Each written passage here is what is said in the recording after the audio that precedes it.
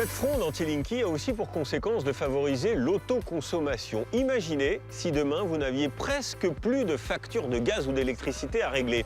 Eh bien c'est le choix qu'ont fait des dizaines de milliers de foyers français qui se chauffent grâce à des éoliennes, à des panneaux solaires, à des murs chauffants aussi. Ces Français utilisent l'environnement naturel, la nature en somme pour se chauffer. Le marché de ces maisons dites passives, vous allez le voir, est en plein boom. Alors question, est-ce à la portée de tous? À combien s'élèvent les investissements de départ et ces solutions sont-elles rentables sur la durée? C'est une enquête signée Romain Perrault. Au cœur du Bordelais, en plein hiver, une famille profite tranquillement des derniers jours des vacances scolaires.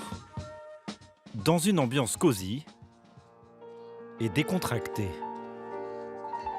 Séance d'impro au piano pour Philippe en chaussettes et atelier dessin pour Amélie avec Lisa, la petite dernière. Le tout bien au chaud, alors que dans la maison il n'y a pas de radiateur et que dehors il fait un froid de canard. Le seul point de chauffage, donc c'est ce poêle Godin. On a fait le choix aussi de le placer de manière à peu près centrale par rapport à la maison, ce qui permet en fait de pouvoir que la chaleur se diffuse à la fois dans les chambres et également dans le reste de la pièce à vivre. Grâce à ce chauffage à l'ancienne, il fait 21 degrés dans leurs 150 mètres carrés habitables. Comme la plupart des Français en revanche. Je te mets 10 minutes, parce que tu as déjà joué là. C'est cadeau, c'est vacances. La famille possède des tablettes rechargées en permanence pour faire plaisir à Côme, l'aîné. Mais aussi des ordinateurs, des luminaires allumés en pleine journée ou encore ce gros frigo. Des objets qui peuvent faire tourner le compteur d'électricité à plein régime. Mais ici, on a beau chercher, il n'y en a pas. Leur maison n'est pas raccordée au réseau électrique. Leur fournisseur d'énergie, ce n'est pas un géant du secteur, mais le soleil, qui alimente 6 panneaux photovoltaïques installés sur leur terrain et qui permet de produire gratuitement de l'électricité, stockée ensuite dans ces grosses batteries. Nous, notre installation, elle est composée de 3 éléments principaux. Les panneaux qui captent, les batteries qui stockent et après l'armoire électrique qui transforme pour quand on appuie sur le bouton, qu'il fasse nuit ou jour, on a de l'électricité. Pour tout ce matériel, le couple a déboursé 6 000 € qu'ils auront amortis en 6 ans et qui leur permet de vivre avec tout le confort moderne sans avoir à payer la moindre facture d'énergie. Un rêve pour beaucoup d'entre nous. 900 € d'électricité, 340 € de gaz, 480 € d'eau. Voilà ce que chaque Français paye en moyenne par an. Des montants qui plombent souvent le budget des ménages. Alors pour échapper aux factures qui ne cessent d'augmenter, certains ont fait le pari de vivre en autonomie énergétique, en profitant au maximum de ce qu'offre gratuitement la nature. Mais qui sont ces doux rêveurs ? Ce mode de vie, pour le moins original, est-il à la portée de tous? Autonome des champs, autonome des villes, il séduit en tout cas de plus en plus de Français. C'est ces petites cellules photovoltaïques qui me font gagner de l'argent. Mais avec parfois pour certains, des déconvenues à l'arrivée. Le résultat, c'est qu'on s'est fait avoir sur toute la ligne. Rencontre avec ces Français qui tentent d'allier écologie et économie à la fin du mois. Retour chez Philippe et Amélie. Pour eux, le défi zéro facture énergétique a commencé il y a 4 ans. Cet informaticien et cette chargée de communication décident de quitter sur un coup de tête leur appartement proche de Bordeaux pour venir s'installer en pleine campagne. Il est revenu du boulot, il me dit « Ah, ça sent la mort dans le boulot, je peux plus, on arrête tout ». On a vendu la maison, vendu la voiture. En fait, on s'est délesté de tout ce qui nous pesait. Avec leurs économies, ils achètent un terrain, 40 000 € où il n'y avait rien. T'as vu comment c'était avant? C'est pas encore fini. Des cailloux. Des cailloux. C'est un peu plus fini. C'est un peu plus fini. Et pour limiter les dépenses pour les travaux, le couple va faire appel à des pros de l'éco-construction, tous bénévoles, dans le cadre d'un chantier participatif. Contre le gîte et le couvert, ils vont travailler gratuitement. Et en 2 ans et demi, Et pour 110 000 € tout compris, ces écolos solidaires vont réussir l'exploit de faire sortir de terre une maison où tout a été pensé pour profiter au maximum des bienfaits de la nature. Des murs en terre-paille, très isolants, un chauffage au bois, souvenez-vous, et à l'extérieur, les fameux panneaux solaires qui fournissent gratuitement la maison en électricité. Le couple a également conçu un système astucieux composé d'une gouttière et d'une cuve de 8 mètres cubes enterrée dans le sol qui permet de récupérer et stocker l'eau de pluie pour les besoins de la famille. Magie. Avec l'eau de pluie, j'ouvre l'eau, je peux faire ma vaisselle et pouvoir la boire. Nous, on a rajouté un filtre en plus et hop, tu peux boire de l'eau. Et tu peux la boire. C'est de l'eau de pluie qu'on boit tous les jours. Amélie fanfaronne, mais il y a de quoi. Depuis que la famille vit ici, les factures d'énergie ne sont plus qu'un vague souvenir. J'ai retrouvé une facture de quand on était donc dans la ville dans laquelle on était avant et l'appartement dans lequel on était. On était à peu près par trimestre à 300-350 € pour l'eau, l'électricité et le gaz. L'air de me faire plaisir. Ouais, parce que je me dis qu'on pourra faire plein d'autres choses et plein d'autres projets avec cet argent-là. Donc, avec un impact aussi carbone assez bas. Okay. À l'écouter, il n'y aurait donc que des avantages à miser sur une maison autonome, au point de se demander pourquoi beaucoup d'entre nous n'ont pas eu la même idée alors que notre pouvoir d'achat est en berne. En fait, ce mode de vie implique d'anticiper des gestes basiques que souvent nous faisons machinalement dans une maison raccordée au réseau. Philou, tu crois je vais pouvoir passer l'aspirateur cet après-midi? Attends, je vais aller voir où on en est là, parce qu'il n'y a pas de soleil. Ouais, va voir à combien de pourcents on est. L'aspirateur, un appareil énergivore. Alors avant de le passer, Philippe jette toujours un coup d'œil sur un petit boîtier qui indique le pourcentage d'autonomie des batteries. Et là, on est à 93,8%. C'est bon, tu peux passer l'aspirateur là. Okay. Et demain, il y a du soleil. Donc. Ouais, j'ai vu qu'il y avait du soleil sur les donc 10 c'est jours à venir. C'est pas plaise, passe l'aspi. Mais malgré tout, le couple a dû faire une croix sur de nombreux appareils liés au confort moderne et qui consomment beaucoup, comme le lave-vaisselle, le grille-pain ou encore la cafetière électrique. Résultat, dans cette famille, certaines expressions liées aux tâches du quotidien prennent tout leur sens. Tiens, tu voudrais bien mettre la lessive dedans, s'il te plaît? Eh bien, dans un des sacs. Comme la corvée de linge. Alors aujourd'hui, on va faire la lessive de nos draps. Et en fait, une machine à laver, ça fait partie des appareils qui demandent une très forte consommation d'énergie d'un seul coup, puisque en fait, pour avoir la température dans une machine à laver, il y a une résistance. Et ben, c'est en tout cas, pour l'instant, pas compatible, nous, avec l'installation solaire qu'on a choisie. Là-bas, là-bas, là-bas, là-bas. Laver le linge de 4 personnes relève de l'expédition. Amélie doit chaque semaine se rendre à la laverie du village, située à 5 km de la maison. Bah, je reviens un peu comme quand j'étais étudiante. Je viens à la laverie, donc... À raison de 1 à 2 machines par semaine. Pourquoi il ne veut pas me prendre mon billet? Elle dépense environ 300 € par an au lavomatique. Ce n'est pas rien. Malgré ces dépenses, qui à la base n'étaient pas forcément prévues, cette famille ne regrette pas son nouveau mode de vie en autonomie. Et comme elle, de plus en plus de Français ont sauté le pas à travers tout le territoire. Un homme l'a bien compris et a même senti qu'il y avait un marché à prendre. À Vertou, près de Nantes, Dominique Lannes s'est spécialisé dans la conception de maisons autonomes. En ce moment, cet architecte de 66 ans croule sous les demandes. En vert, c'est ceux qui sont prêts donc, au niveau des terrains. Donc, en rouge, ceux qui sont en attente de terrain. Et donc, dessous, on a tous ces contacts par dizaines donc de gens intéressés. Depuis 6 mois, là, c'est vraiment de la folie. On a à peu près une demande par jour. Étudiant en architecture en 1979, au moment où le prix du pétrole augmente d'un coup, il prend conscience qu'il faut vite se tourner vers des logements économes en énergie. Et il y a 6 ans, il a une idée, créer une maison autonome qu'il vend aujourd'hui clé en main. Cette maison est pensée pour se protéger au nord grâce à la forme arrondie et voûtée. La façade sud est conçue pour capter. Le matin, le soleil se lève, il est à l'équerre, il n'est pas très haut, il rentre par les fenêtres, voilà. L'après-midi, il est là, le soir, il est là. Si on veut l'autonomie au niveau électrique, on a la surface de toit pour mettre 24 panneaux photovoltaïques. Ces capteurs tubes permettent de chauffer de l'eau chaude qui donc est stockée dans le ballon solaire qui est ici. Mais on peut franchir des étapes une par une.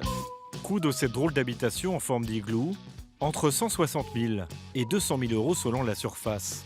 Ce n'est pas forcément donné, mais l'architecte n'a pas de mal à l'écouler. 2 par an en moyenne, dont la dernière en date, en construction, à 40 km de là, en Vendée. Dans cette zone pavillonnaire, elle fait un peu figure d'ovni. Les propriétaires sont un jeune couple, Philippe et Marine, qui espèrent la transformer en un cocon douillet. Voilà, on est chez nous. Là, du coup ici, ce sera notre futur salon. Il y aura un petit couloir avec un dressing et puis notre chambre, c'est un peu une chambre de suite parentale. Mais il y a encore du boulot. Pour faire baisser la facture de cette maison vendue clé en main, Philippe, chauffeur routier, et Marine, infirmière, ont réquisitionné toute la famille pour une partie des travaux. Du gros œuvre qui devrait leur faire économiser 7 000 euros, comme la construction des murs intérieurs, leur unique source de chaleur, en lieu et place des radiateurs. Ces tuyaux-là, dedans, il y a un produit qui circule et qui sera réchauffé par nos panneaux solaires qui seront sur le toit. Et du coup, là, on fait des murs en pisé. Donc, on vient les enrober en fait de terre argileuse parce que la terre a ce principe d'emmagasiner la chaleur et de la résister de manière douce, enfin sur toute la journée. Alors, il va falloir quelqu'un qui mette les serre-joints, ouais. Contrairement à la famille zéro facture du Bordelais, Marine tient quand même à être raccordée au réseau électrique. Pour elle, être autonome à 100%, cela reste en effet trop contraignant. Il faut faire attention à ne pas trop consommer, je sais pas, par exemple, à ne pas avoir de congélateur, de sèche-linge. On a quand même envie d'un confort au quotidien et ne pas non plus se poser toujours la question de est-ce que le four va s'allumer ou voilà. Alors qu'ils payent 1 000 euros par an de facture énergétique pour leur logement actuel, un 80 mètres carrés, une fois installés dans leur future maison, ces Vendéens devraient diviser par 2 la facture pour 2 fois plus de surface. Sur ce marché de l'autonomie énergétique très porteur, beaucoup d'entrepreneurs vous proposent des solutions souvent séduisantes sur le papier, mais qui parfois se transforment en pièges qui peuvent coûter cher. Lorsqu'ils jettent un coup d'œil sur les panneaux solaires qui ornent le toit de leur maison de la Sarthe, Croyez être riche avec ça. Martine et Michel se demandent ce qui leur a pris. Cette installation qui devait faire leur bonheur a viré au cauchemar. On se prend un petit café. Tout commence en 2013, lorsqu'un commercial sonne à la porte pour leur proposer une installation selon lui révolutionnaire, l'aérovoltaïque. Une nouvelle technologie avec un double avantage. En plus de revendre l'électricité à EDF produite grâce aux panneaux, elle permet aussi de produire de l'air chaud dans la maison via un système de ventilation. Et donc, en théorie, de réduire la facture d'électricité de ce couple qui payait 1 300 € par an pour se chauffer et s'éclairer. On devait faire 50% d'économie d'électricité avec ce système. Donc nous, forcément, la maison étant toute électrique, ça nous a fortement intéressés. Bref, le must, question d'économie d'énergie, d'après la brochure laissée par le commercial. Martine et Michel décident donc de signer sans réfléchir. Ils prennent même un crédit à la consommation, car ce n'est pas donné, 22 700 € l'installation. Ils sont malgré tout persuadés d'avoir réalisé l'affaire du siècle. Mais ils vont vite déchanter. Non seulement la revente de l'électricité ne leur rapporte pas autant qu'on leur avait promis, mais en plus, les factures censées baisser ont fortement augmenté. 1 760 € en 2014, jusqu'à 1 921 € en 2017. Le résultat, c'est qu'on s'est fait avoir sur toute la ligne. Et ils sont même en colère, car ils ont l'impression que rien ne fonctionne. Là, je vais vous montrer les systèmes par où devrait nous arriver la chaleur. Il n'y a pas du tout de chaleur qui sort. Voilà. Et là, nous avons la deuxième. Voilà, qui doit nous chauffer tout le couloir pour éviter de se servir de notre radiateur. Voilà. Et moralité, ça ne chauffe absolument pas. Le problème, c'est que ce genre de pavillon des années 70, souvent des passoires énergétiques, ne serait pas du tout adapté à l'aérovoltaïque. Ce que va nous confirmer le fabricant joint par téléphone. Plus la maison est un gruyère, moins elle est isolée, moins l'apport de chaleur est conservé par la maison. L'économie d'énergie et chauffage peut aller jusqu'à 50%. Bien évidemment, il y a plein de vendeurs qui vont dire aux clients, quelle que soit votre maison, vous allez faire 50%. Donc là, on est vraiment sur un problème de promesse commerciale. Mais si vous avez une maison avec des étiquettes énergétiques très défavorables, eh ben, vous ne pourrez jamais faire plus que 10% d'économie dans le meilleur des cas. Quant aux factures qui ont bondi, il s'agirait de l'un des effets pervers de cette technologie sur ce genre de maison mal isolée.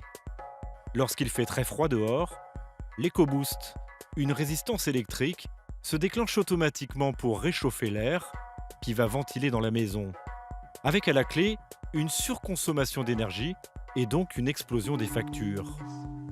En France, sur les 20 000 foyers équipés de ces panneaux nouvelle génération, 10% des clients comme Martine et Michel auraient l'impression de s'être fait avoir et se lâchent sur les forums et les réseaux sociaux. On a fait poser de l'aérovoltaïque et si on avait su, on ne l'aurait pas fait. Super déçu d'avoir dépensé 12 000 € là-dedans. Thermostat réglé sur 25 degrés en permanence et la température ne monte pas d'1 degré. Alors, pour éviter ce genre de déconvenus, mieux vaut peut-être se tourner vers des logements adaptés à l'autosuffisance énergétique. À Strasbourg, une tour d'habitation digne de Manhattan domine un écoquartier en pleine construction. Outre son allure futuriste, elle a surtout la particularité d'être équipée de 1400 mètres carrés de panneaux solaires installés sur le toit et les façades sud et est qui prennent bien le soleil. Un dispositif unique au monde qui produit de l'électricité revendue ensuite à un fournisseur d'énergie par le propriétaire de la tour. Un échange de bons procédés qui fait aussi le bonheur des 63 locataires. Comme Adrien, cet informaticien de 31 ans vit dans un 77 mètres carrés de standing pour 1150 € charges comprises. C'est 15% plus cher que les prix pratiqués à Strasbourg, mais pour lui ça vaut le coup, car lorsqu'il fait beau, la tour travaille pour lui. Ces panneaux solaires, ils vont capter les rayons du soleil et produire l'énergie électrique dont la tour a besoin.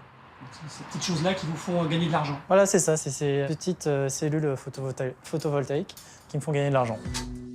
Et effectivement, cette année, l'électricité produite et revendue devrait lui rapporter 336 €, ce qui théoriquement devrait lui permettre de rembourser ce qu'il consomme en énergie dans son appartement, voire un peu plus. C'est en tout cas ce que va lui confirmer une application spéciale que chaque locataire peut consulter. En bleu à l'écran, le total de ses factures d'énergie et en orange, la fameuse prime générée par les panneaux solaires. Normalement, je devrais payer 285 €. Ce sont mes charges énergétiques, c'est ma consommation, c'est ce que je devrais payer. Donc mes factures d'électricité, ma facture d'eau chaude. Et en fait, je vais arriver à un bilan négatif parce que je vais recevoir une prime photovoltaïque de moins 336 €. Mais cela ne s'arrête pas là. Le propriétaire a installé dans chaque appartement un petit écran de contrôle qui permet aux locataires de connaître en temps réel ce qu'ils consomment. On peut facilement voir qu'à 10 h, j'ai pris une douche. Pareil au niveau de l'électricité, qui a un pic de consommation un peu avant midi parce que j'ai commencé à allumer mon four. Si je me rends compte que j'ai une consommation excessive, je vais pouvoir suivre au jour le jour, qu'est-ce qui consomme autant d'énergie et puis peut-être voir si je ne peux pas changer l'appareil pour choisir un appareil plus économe. Et ça pousse à consommer le moins possible? Oui, ça pousse à consommer le moins possible, ouais, effectivement. Ça devient un challenge, quoi, en fait, d'essayer de consommer le moins possible pour faire le plus d'économies possible, même gagner de l'argent.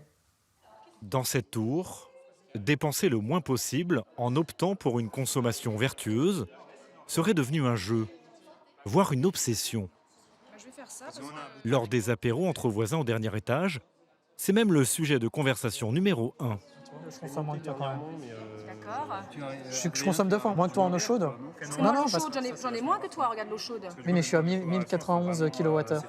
Toi, t'es à 2200 kWh. Ah, t'as une consommation vachement énorme. Hein. Tu rigoles ou quoi? Cela se transforme parfois en compétition. C'est un peu à celui qui aura la plus petite facture. Là, on compare notre bilan énergétique, en fait, pour savoir si on a eu un comportement vertueux ou pas, tout simplement. Et c'est la compétition. Et puis là j'ai vu que Nathalie, elle a 721 € de charge d'énergie. Là, on est en train d'enquêter pour voir comment ça se fait qu'elle ait des charges énergétiques aussi élevées, quoi. Mais qu'est-ce que t'as qui consomme autant? C'est fou, ça. Je n'ai pas de machine à laver, je n'ai pas de sèche-linge. Bah alors, c'est trop bizarre. Il va falloir que je sois un peu plus vertueuse et stricte, et surtout rigoureuse, pour que je trouve d'où vient le maillon faible, justement.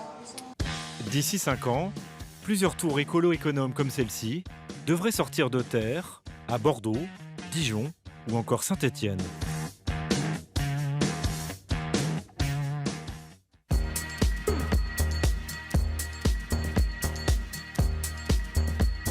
Voilà pour cette enquête sur ces solutions innovantes pour se chauffer à moindre coût. Merci de votre fidélité. Fin de ce nouveau numéro de Tout compte fait. On se retrouve très vite sur France 2, bien sûr.